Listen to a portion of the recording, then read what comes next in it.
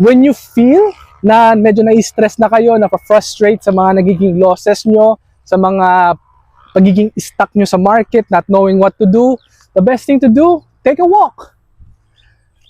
Get some nature time. Well, kung wala kayong nature, do something relaxing, okay? Whatever makes you relax. Netflix muna kayo, manood muna kayo ng mga YouTube videos, anything na makakapaglabas kayo ng outlet. Kasi ang wag na wag nyong gagawin is paglalabasan nyo ng stress ang pagte-trade. Ang tawag doon ay sugarol or gambler.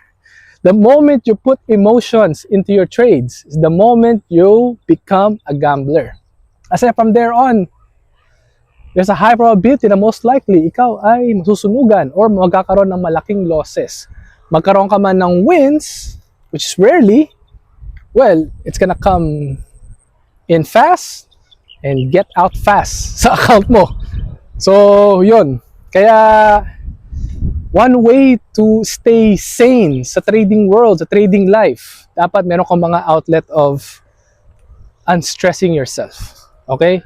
Yan dapat ang hindi mawawala. The market will always be there. The opportunities, the setup will always be there.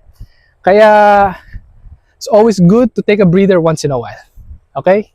Enjoy the relaxing side naman sa buhay. Hindi na lang puro stress. Okay? So, yun muna, mga ka-iPro. Wow! See that? Mount Arayat.